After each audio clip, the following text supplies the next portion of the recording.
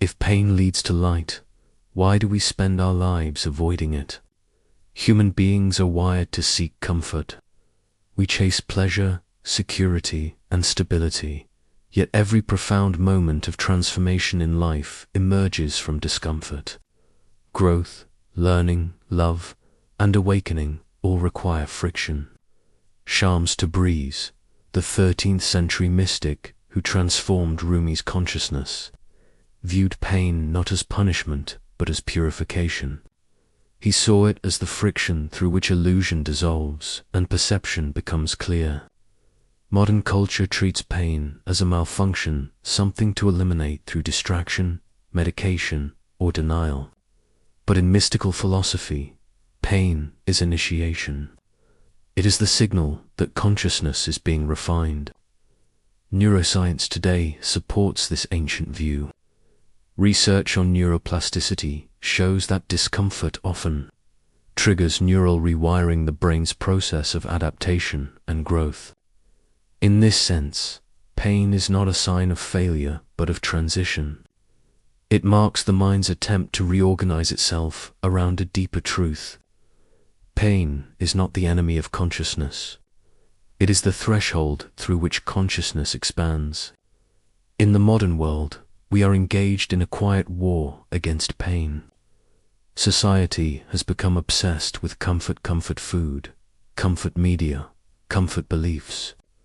Every inconvenience is anesthetized by stimulation, entertainment, endless scrolling, or consumption. This pursuit of constant ease has weakened our emotional endurance. We've pathologized discomfort. Emotional distress is seen as something to eliminate rather than understand. As a result, our nervous systems are chronically Rates of anxiety, depression, and burnout rise precisely because we refuse to face the inner signals that could restore balance. From a neuroscientific view, pain activates the anterior cingulate cortex, the same neural region that processes both physical and social pain. When we continually avoid this signal, the brain's threat circuits strengthen, our tolerance for discomfort shrinks, and even minor stress begins to feel intolerable. Cognitive behavioral research adds to this. Avoidance reinforces fear. The more we escape what we fear, the stronger the fear becomes. In contrast, exposure and mindful acceptance reduce threat reactivity and build resilience. Shams Tabreez recognized this principle centuries before modern science. The wound, he said, is where the light enters. What neuroscience now calls integration, Shams called illumination. Both describe the same process, a system reorganizing itself around a higher coherence. To understand why Shams placed pain at the center of spiritual transformation, we must look beyond the poetry that often surrounds his name. Shams Tabreez was a fierce rationalist among mystics. He dismantled comfort wherever he found it in religion, ego, or sentiment. His method was direct. Confront illusion until it burns away. For him, truth was a living flame, and the experience of pain was simply the heat of falsehood dissolving. In his logic, pain is evidence that perception is being corrected. It is consciousness testing its own limits, a form of metacognition, where awareness examines itself. When pain arises, it exposes attachment, rigidity, and self-deception. It forces the self to see what it could not see while comfortable. His challenge was uncompromising. If your faith never burns, it never transforms. Let us examine for interlocking dimensions of pain in Shams's philosophy, each revealing a different layer of transformation. The first dimension is ego dissolution. The self, in psychological terms, is a stability-seeking mechanism. It resists change because change threatens identity. Pain signals the breaking of that stability, the collapse of false continuity. When deeply held beliefs or self-images are challenged, the mind reacts as if under physical threat. Studies show that when people encounter evidence contradicting their core beliefs, the brain activates the same pain matrix that responds to bodily injury. This overlap reveals why truth hurts not because reality is cruel, but because illusion resists exposure. The ego feels pain as its constructed boundaries dissolve. Shams interpreted this burning as sacred, the fire that purifies awareness of distortion. When illusion burns, truth begins to see through you. The second dimension is pain as an instrument of awareness.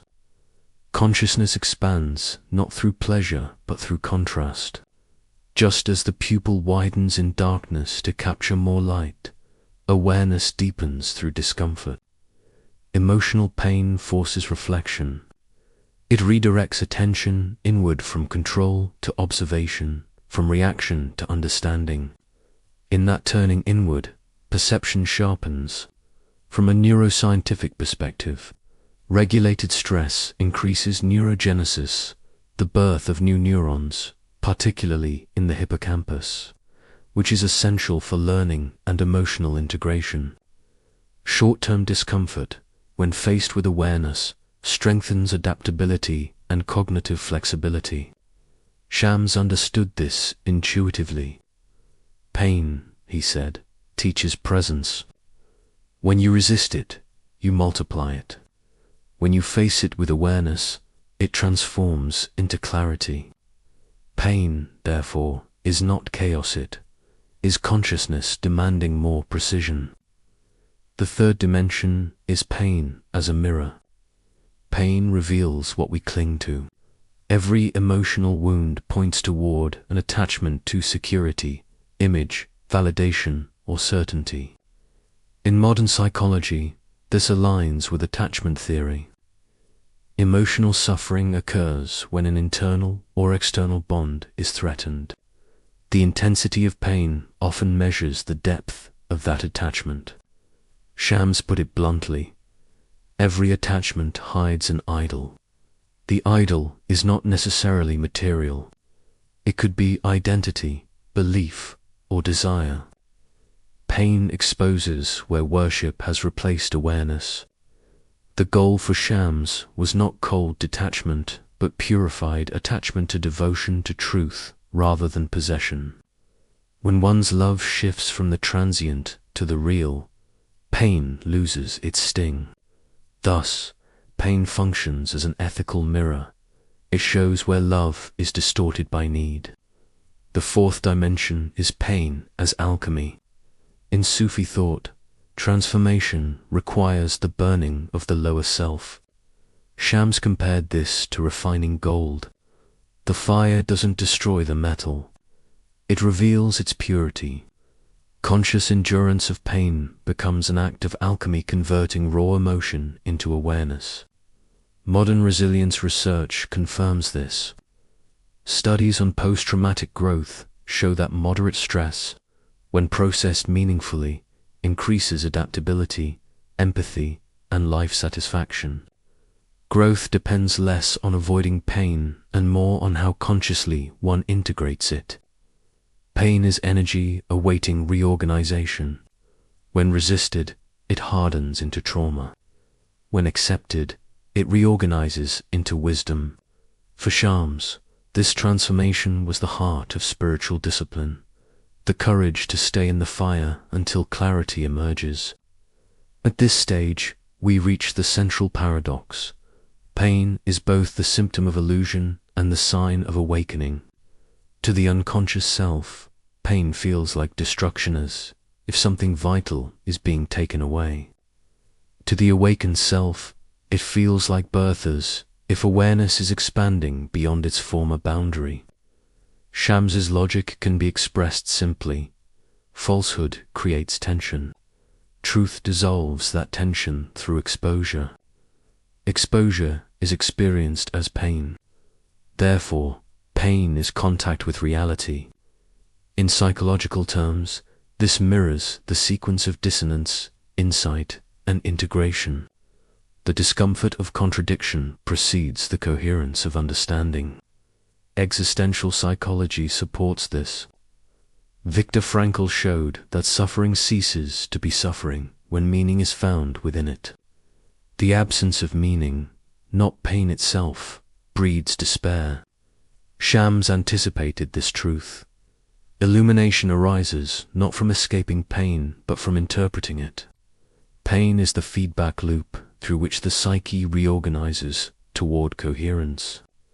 How do these insights translate into modern practice? Awareness over avoidance.